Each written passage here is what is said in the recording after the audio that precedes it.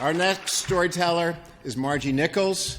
Margie practices in New Jersey. She's a psychologist and a sex therapist. She works with the LGBTQ community. Margie, come up.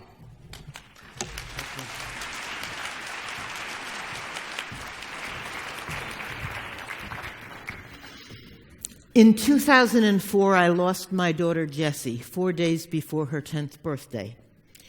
She was in the hospital for months. There were a series of medical catastrophes following a brain surgery, culminating in a medication-induced illness called Stevens-Johnson syndrome. She died a terrible death. She spent the last 3 weeks of her life in the Cornell burn unit in a chemically induced coma. As you might imagine, I was in the worst shape of my life. Every morning I woke up and it was like, I can't believe I'm still alive. I can't believe I have to drag myself through another day. And every day the answer was the same. Yes, you got to do it.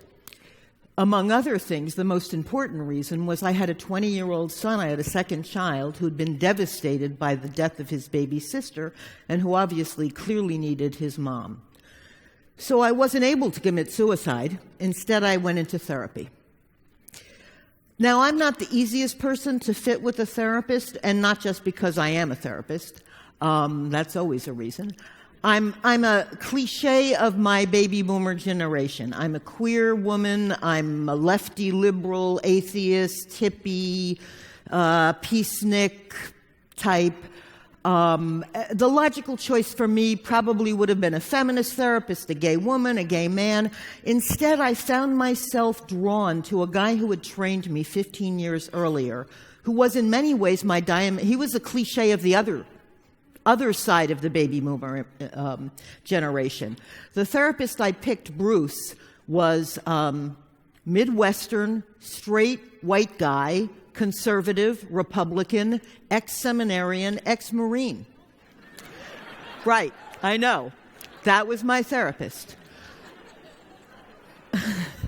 But the reason that so let me give you a sense of what Bruce is like. He's tall, he's thin, he's almost gaunt. He's not just white, he's pale. So he's almost ghostly looking, very severe. He doesn't come across cold, but he's certainly not a warm, fuzzy type, right? He's a rationalist, a realist. He's calm, he's considered, he's measured, right? Sort of like that. And that was part of what appealed to me. He doesn't have a sentimental bone in his body, and I was in no mood for sentimentality. What I needed was to be able to go into a therapist week after week, year after year, and say, still want to die, and have the therapist be able to say, okay, I got it. I understand. Now, it helped that I knew something about Bruce's background. I knew that he was a recovering alcoholic. I knew that he was a Vietnam vet.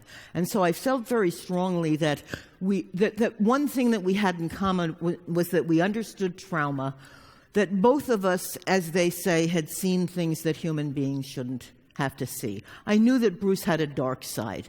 And that was really important to me because I was in a really, really dark place for a really, really long time.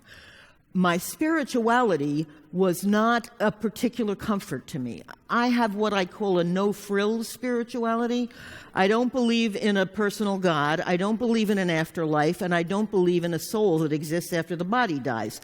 So it wasn't like I was thinking, oh, someday I'll see Jessie again. For me, it's like, this is it, and then you die. And during that period of time, this is it, was pure pain. Almost every day I felt living is not worth the energy that it's taking me to drag myself through the day. And so week after week, year after year, I would go in and to see Bruce, and I would wail and scream and yell and beat my chair and just wail at the top of my lungs. I cried so much that I would go in, and Bruce always had a box of tissues and a wastepaper basket right next to my chair. Now, I would cry forever, and during that time, he pretty much did nothing. He never touched me, he never tried to hug me, he never tried to comfort me. And that was really an important thing for me. It's hard to understand, but it was a really important thing. But every once in a while, I would look up when I was done crying, and I would see tears standing in his eyes. And that was really the most comfort I needed. I have a terrific support system. I was not looking for warm, fuzzy. That's not what I needed in therapy. I needed to be able to express my dark side. I would go in and I would say things like, Bruce, I'm never going to be happy again. And he would say, maybe not. I would say, Bruce, there's part of me that has died and is never going to come alive again. And he would say, that sounds about right, actually, for what you've been through. I would say, Bruce, life fucking sucks. And he'd say, I know what you mean. The Bible is right. Life is a vale of tears. And that was helpful to me. I also was very angry, and he was able to join me in my anger as well. I would rage about everything, big, little, and in between. One of my pet peeves was people who say, everything happens for a reason. Now, nobody had the nerve to say that to me to my face or to say it about my daughter's death. But, you can't help but hear it. People say it all the time. And it would always drive me crazy. I'm sure you know what I mean. It would be like, well, 3 months ago you lost your job, but now you got another one and it's even better. Everything happens for a reason. And I would be there like, you fucking kidding me? Seriously? You're going to tell me my daughter died for a reason? And I would go in and Bruce would really be able to join me in that. I remember one session I went in and I said, Bruce, the next person that says everything happens for a reason, I am going to put my hands around their neck and I am going to throttle them until they're dead, and you're going to have to bail me out of jail. His response, not only will I bail you out of jail, I'll defend you on the grounds of justifiable homicide. So the most significant session that Bruce and I ever had happened about 8 months after my daughter died. Unbeknownst to me, my son, who was away at college, was really much more devastated than even I had realized, and he'd gotten involved in some very self-destructive behavior. One night I got one of those middle-of-the-night phone calls that parents dread.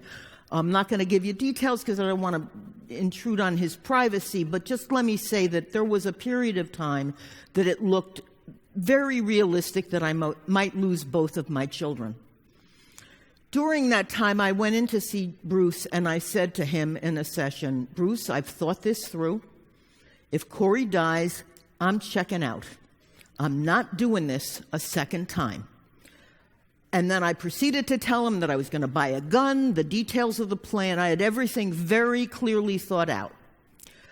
Now, if you're a therapist, it's never a fun time to have a client across from you saying they're going to kill themselves. Bruce's response was remarkable. He didn't call 911. He didn't try to talk me into checking into a psych ward. He didn't even make me make one of those contracts that therapists do about staying alive. What he did was he said to me, if your son dies, I really understand why you would kill yourself. I'll be really sad, but I absolutely understand it. At that moment, Bruce was not a therapist and I was not a client. We were meeting each other as two human beings, connected, understanding that there is some pain in life that human beings perhaps shouldn't be expected to bear. And that was a moment that really crystallized everything that was important to me about therapy with Bruce. The story has a happy ending. It's 12 years after my daughter has died. My son is fine. He's getting a PhD from Princeton in a couple of months, which he won't be able to do anything with, but still, he's happy. He's having a great time. And I went on a couple of years later to adopt two older girls from a Guatemalan orphanage. They had a whole history of abuse and neglect, and so every day the three of us heal each other. We heal each other. It is true that I'm never going to be as happy as I was when Jesse was alive. And it is true that there is part of me that has died and is never coming back again. But that's not the entire story. I once heard a parent who had lost a child describe their life this way. It's as if the backdrop of my life is painted blue. And that's kind of how I feel, that the backdrop of my life is painted blue. But the foreground these days isn't so bad. And to a large degree, I owe a lot of that to Bruce. Thank you very much.